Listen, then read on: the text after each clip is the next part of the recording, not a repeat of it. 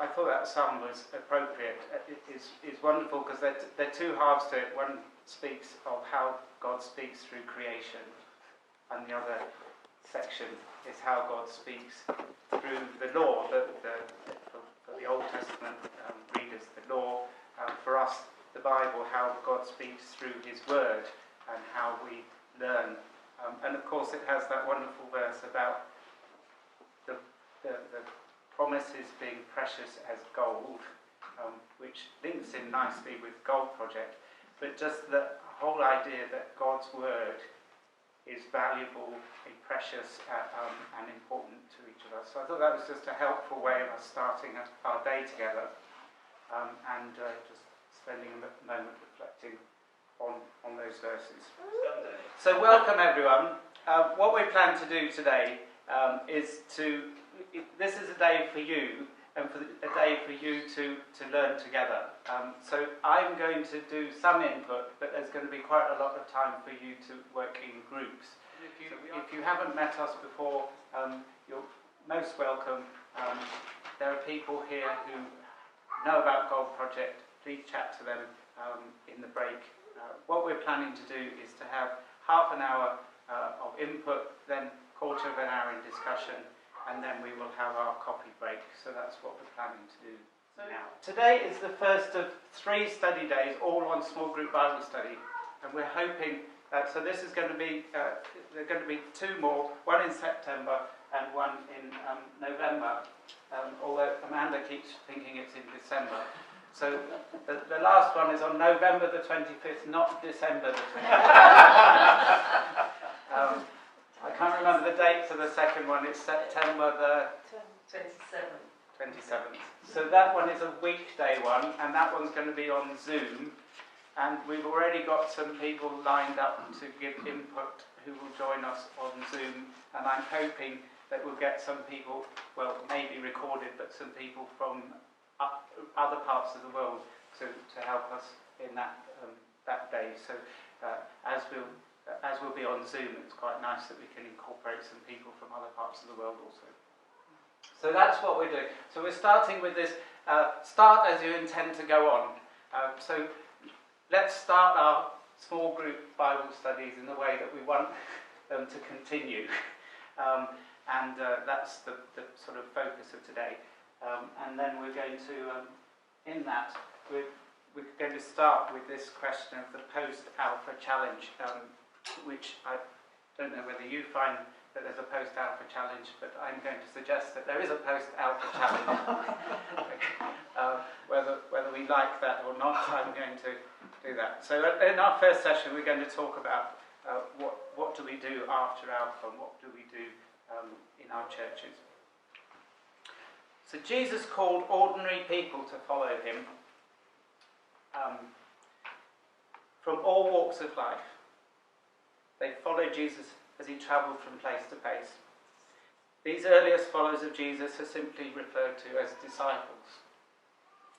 Jesus was their teacher, and they learnt from him day by day. As with any other Jewish rabbi,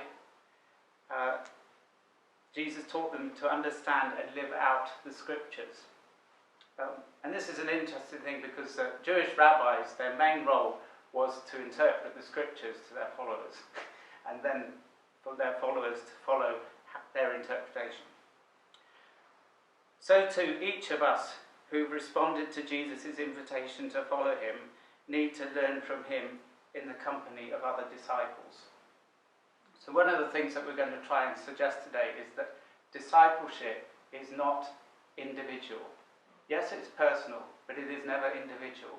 So we are learning together from others in our discipleship. For many years, discipleship was not an issue that was even discussed in the church in the UK. However, in the last 10 years probably, it's become something of a buzzword.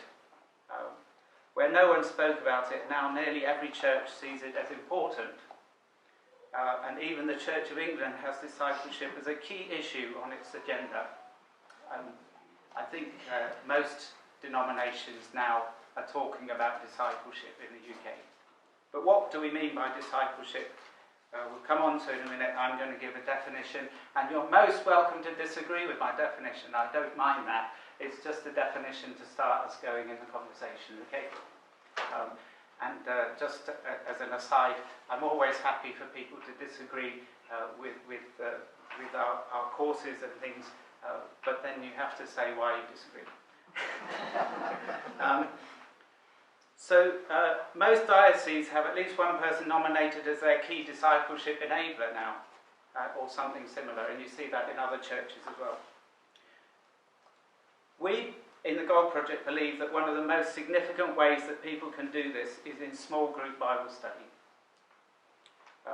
So in this series of study days, we'll be offering the opportunity to think through the role of small group Bible study in equipping believers for everyday life. How do we make that connection between what we do in our small group Bible study and everyday life? So today we're focusing on the basics, and we'll reflect together on the opportunities and challenges that basic discipleship courses like Alpha offer us. We'll spend time considering what we mean by biblical discipleship, and we'll have an opportunity to think through how we make biblical discipleship accessible to everyone. So that's my introduction over, except this bit. Here's my definition, and as I say, you can disagree with it, but don't challenge it now, because there's going to be an opportunity to challenge it later. So I'm going to say that discipleship is a lifelong process of learning what it means to follow God's call to be his people and to live as he wants us to in every aspect of our lives. I'll repeat that. Discipleship is a lifelong process of learning what it means to follow God's call to be his people and to live as he wants us to in every aspect of our lives. And you'll notice that my definition deliberately at this point doesn't refer to following Jesus. That's not because I don't think following Jesus is important in discipleship, but I think that if we just say following Jesus, we can get caught in our New Testament bubble and think that the rest of the scriptures don't have anything to say to us. So that's why I've left Jesus out of my definition. Something wrong there. But that's why Jesus is not referred to in this definition, but we can discuss that a little later. So what I want to do now is to just spend a little time, and this is going to be interactive, talking about the strengths and weaknesses of Alpha and other similar courses. So over the last 30 years, one of the most significant contributions to discipleship in our churches has been the development and use of simple courses such as Alpha and Christianity Explored. There are some other ones out there as well. What's the right phrase? Other courses are available. But many of our churches have adopted such courses, and particularly Alpha, not only to disciple new believers, which was their original purpose. Interestingly, Alpha started as a discipleship course and now has become an evangelistic course, which is interesting. But also, so they've also become tools of evangelism to allow people a safe place to discuss the basics of the Christian faith and to raise their questions about the Christian faith. So what we're going to start to do by doing now is to reflect on what we can learn from Alpha, the Alpha course for ongoing discipleship in our churches. I want you to list to me, list to me what you think are the strengths of Alpha. And I'm going to try and write them in a way that you, if you want to write, my wife's got very legible writing. This is Angie, my wife, if you don't know her. Well, then you can stand there and I can write. What do we think are the strengths of Alpha? I've got a whole load listed here, but I'm not interested in my list. I want to know what you think. A meal in a home. A meal in a home, great. Yeah. Yeah. Opportunity to ask difficult questions. Good. Like the group environment, so being Group environment. similar, like Christians of a similar ilk, I guess. Group. I'll move out of the way, you can see it in a minute. We need left-handed person. Yeah. Clear, but the way they present it is very slick. Clear presentation, yeah. It's It's also professionally done, isn't it? Yeah, yeah. Holy Spirit Day. That's very strong. What was that, Amanda? Holy Spirit Day. yes. Or even some people have a weekend, didn't they? Yeah, something like I weekend. think it was supposed to be a weekend, wasn't it? To start with. It was meant to be weekend to start off with. Now we limit the Holy Spirit Anyway. to 4 hours. Good. Anyone else? All welcome. All welcome, yeah. And I think that also links in that chance to ask difficult questions, doesn't it? They're all welcome, and actually you can come with the questions you have. Yeah. It's sort of logical and reasoning, so it appeals to a scientific mind. Yeah, okay. Yeah. Which we'll see whether that's also a weakness. Oh, But yes, yeah. But it is. It's very well argued. yes. Yeah. Yes. Anything else anyone wants to add? It has books attached to it, if you like. I'm not quite sure how you want to phrase that, but Yeah, resources. The books is, Tangible resources? yeah. Something like that. There's no baggage, because it was a long time ago when I saw it, but I got the impression the person who was presenting it wasn't coming from us. He wasn't claiming ownership to a specific yeah. So identity. He was trying to work it through logically from a questioning point of view, without saying I'm Jewish or I'm starting from this position, which would appeal to a lot of people because. So in some ways it's unbiased. Is that Yeah, what I'm saying? unbiased. Yeah. Yeah. I'm trying to think of a word for yeah, unbiased. And I think one of the key things to Alpha has been, because of that to a certain extent, it's been used in all different types of churches. You know, so it's been acceptable to all different churches. It works up to the Holy Spirit weekend day. Okay, so What was that? it's building up. They build it up and Yeah, then it okay, gets so to that in point. some I way- mentioned the Holy Spirit's Spirit day, day. Oh, you've done it. but I in some way- I missed that. Sorry. But Yeah. it's well structured, Yeah. so you're building up to a. I'm squeezing them in now. We're running out of space. I think it's worldwide as well, which is so good, and Yeah. written in different, appropriate for different groups. I'm running out. Really, I'm running out. Okay. I have to go to the weaknesses. Worldwide. Sorry about that. I can't bend down far enough Okay, yet. good. So I think these are some significant things that when we're starting to talk about what do we do after Alpha, we need to say, is there a way that, what of these things can we replicate and what can't we? And what are the good things that we can learn and use in our small group Bible study? You know, there's some things that are very easy to continue to do, like the meal and the hope. I mean, it's not, it takes work, but it's not something, you know, we don't need a professional video person to keep that sort of thing going. So there's some things like that. You know, the opportunity to ask difficult questions is not something that we need to stop with Alpha. And I think this is one of the things that people find difficult when they finish their Alpha group. They're told, oh, you've now become a Christian, don't ask questions. Now that seems to me to be one of the things that we want to avoid. Actually, you know, your questions are part of the way you grow. And if we read the Gospels, how Jesus interacted with his disciples, asking sometimes the dumbest questions, but sometimes some actually inspiring questions. But all of those questions tell us something more about Jesus. So, you know, actually, there's always an opportunity in a question.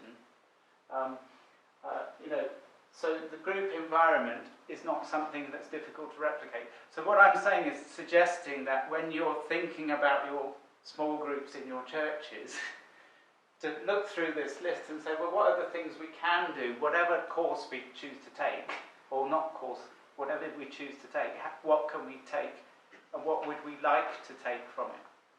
let's just ask the weaknesses then. You get a group together for a purpose, but there's nothing for that group to go into.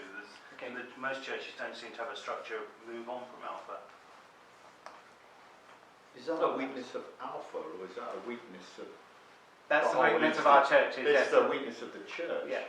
Yeah. But it's also a weakness of Alpha, because Alpha brings a group together for a purpose, rather than necessarily linking in with the wider So church. if we're thinking about lifelong discipleship, it is a weakness, because where do you go next? But it's not a weakness of Alpha course. As you say, it's quite right. It's a weakness of what we provide to Yes. Yeah. Good. Next. The professionalism is off-putting to people who are unsure of themselves. Yeah. Or shy. That's interesting. Yeah. Because it's very business-like, isn't it? Yes, it's particularly. And I would want to add that about the logical reason, Yes. academic type of approach that is off-putting to some people, because they don't speak in that way. I think using it as an evangelistic tool Is a implies weakness. is a weakness. Because it's like, well, we bring them in for evangelists, we've done that bit, so you've either got to find your way into the church or something else. So you mean? I think if it was the start of a discipleship program, then that would be different from just using it as a one-off evangelism thing. Okay, that's interesting. I think Anyone else? phrase one-off is crucial there, because that also applies to the what to do next. Alpha implies it's a one-off, which is what you're also saying here. And what we've got to do is, we want Alpha to say, well, where do you go next? And it isn't. So that's where we... Yeah. Another weakness is often not integrated with the existing groups and churches. Okay, David knows what I'm going to say next. Shut up. Anyone other than David?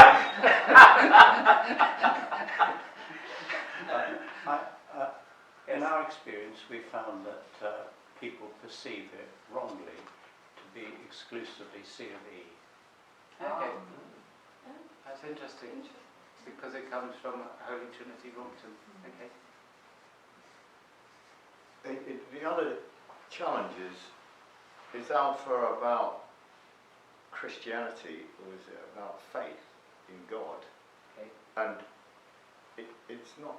Is it right for us to say, well, it should then be handed over to the Christian church, because actually we're a multi-faith country and we want people to have faith.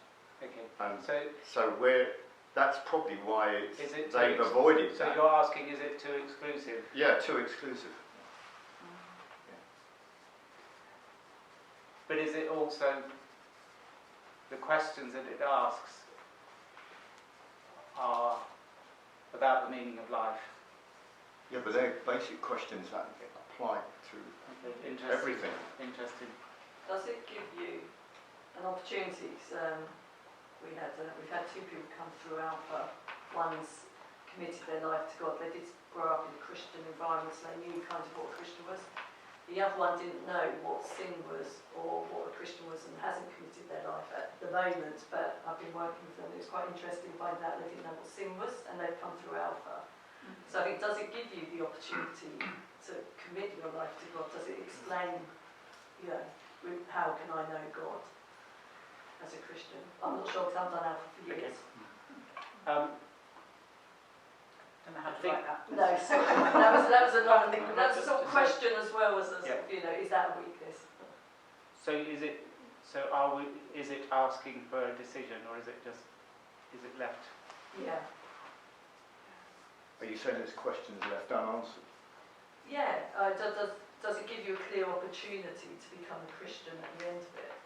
But then you could decide something else as well, and still be appropriate, yeah?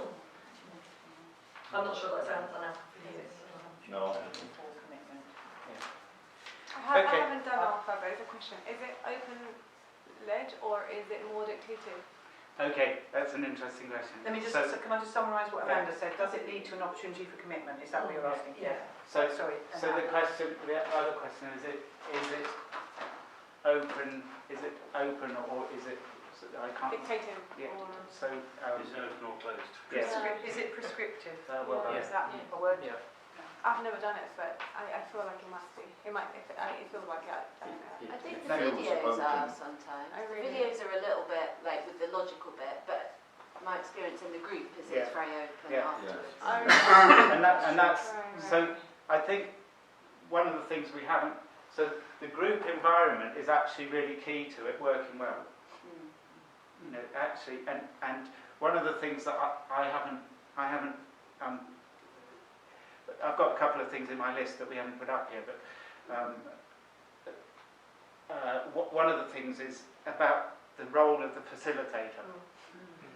So it's not only group discussion, it's facilitated group discussion, and you need someone in that group who can facilitate it well. So if it's facilitated well, the group discussion can be brilliant. If it's not, So I'm going to write facilitated across the bottom and across both. so group, Because it is fairly so crucial. facilitated group discussion, it's actually quite key what the facilitated role is. So that's both a strength and it does depend. Okay, good. I think we'll stop there, but keep those things in mind as we go through today. And I'm going to, Angie, just stay there a minute, because I want another strengths and weaknesses thing. You've got 10 minutes. I know I have. So I've got to do this very quickly, but I don't know how many of us have small group Bible studies in our church. But other than Alpha, I just want us to very briefly say what are the strengths and weaknesses of our small group Bible studies or our experience of small group Bible studies. They can try to do too much and that they're Yeah, okay. Bible teaching, praying, pastoral care, social. Yeah, Yeah. okay. Trying to fit that into an hour and a half. Yeah, that's true. They're often more intimate, which I guess leads to relationships. Sorry? they're more intimate, so Okay. it leads to more open discussions and So that's a strength, presumably. Yeah. yeah. Well, depends how intimate you want to be in your So church you group. get to know well one group Yeah. of people. Yeah. Okay. But that's also a weakness because people, once they're in that small group, don't want to be moved Okay. to So it another can become a clique. Yeah. Yeah. So that's the downside of a good. And sometimes just one or two voices dominate. Yeah. One or two voices dominate. David. What else? He knows me and Alison probably do. I talk I a do lot. show you application, or ask other people the question, just like David. Yeah. You'll have to teach me how to do that. I guess the material, how does it take you deeper into your faith, or is it just a quick 5-6 week study? Shallow. Well, so there's a question of the material could be a strength or a weakness. Yeah, Yeah. absolutely. Okay, The material I'm you going to put choose. that across here, yeah, like I did for the other one. There's two things in my mind. One is it's quite informal, so that can open up a variety of discussion. And I suppose a weakness is it's not structured, so you tend to try and have to think of something new to talk about, and you don't always get ideas. So the facilitator's then grabbing at whatever he can get his hands on to talk about something that's going to stimulate the group. Which is our discussion at breakfast time this morning. What on earth are we going to do Wednesday evening? Yeah. We that's had that conversation this morning. Another problem is With our small group. with the groups, and we stopped one group because I knew what everybody was going to say before we even asked the question. We'd been so close, we were all similar in age and style. Echo chamber. Yes, it just defeated the object. It's both a strength because you get to know people and you can share, but it's a weakness because actually, how do you break that group up Yes. so that the expertise or knowledge is shared between in a wider congregation? Too predictive. Stagnant. Stagnant. Yeah, you stop growing. Get stagnant, that's a good word. Okay, great. I'm going to go on then. Because I think the strength is when people want to be real and apply the learning to their own lives. Otherwise, there's an escape into theology, as it were. And yeah, okay. So, Sorry, what's it? Just say. So it can just be, it can be a theological discussion that doesn't apply to life. I think that's what. Yeah. So that's it's just a head knowledge discussion, and it doesn't actually apply to our lives. Yeah. Strength is the pastoral support that it can provide within the group. Yeah. Good. I'm going to have to move on because my wife's keeping time for me. So these are all significant things, and I think one of our key things is the question of how do we. So today we're trying to look at how do we enable group Bible study to be a tool for people's everyday discipleship. How do we enable that to become a really helpful tool for systematic, ongoing discipleship? So we've done that. So how do we take people beyond Alpha or Christianity Explored? How do we develop pathways for lifelong learning so that people can actually continue to learn as Christians, remembering that the word disciple actually is about learning? What is the role of group-based Bible study in this process? And that's going to be our discussion in groups in a moment. Obviously at Gold Project we've got things that we think are tools to help in that process, and we'll talk about those a bit later. But the time today is for you to reflect for your church, for your situation, actually how can we enable our small groups to enable people to be the people Jesus wants them to be in their daily lives. And that's the key question. I'm just going to very briefly talk about culture. What do we mean by discipleship culture?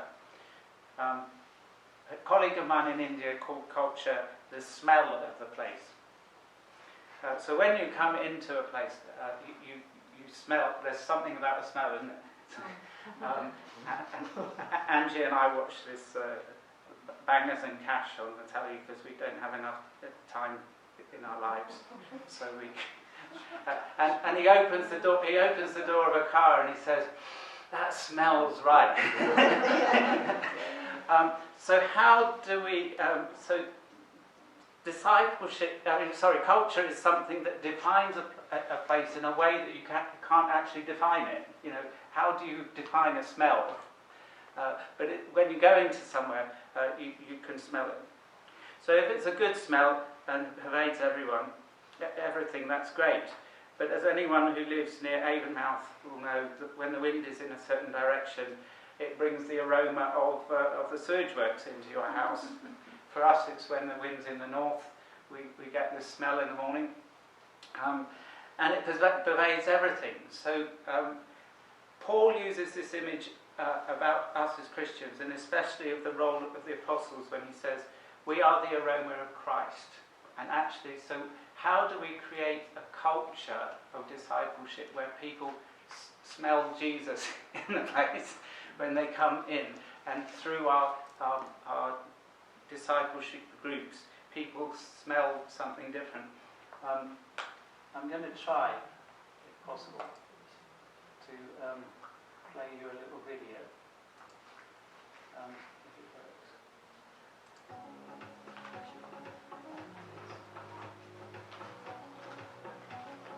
The trickiness with an introduction to a Christian book on culture is how to think about culture.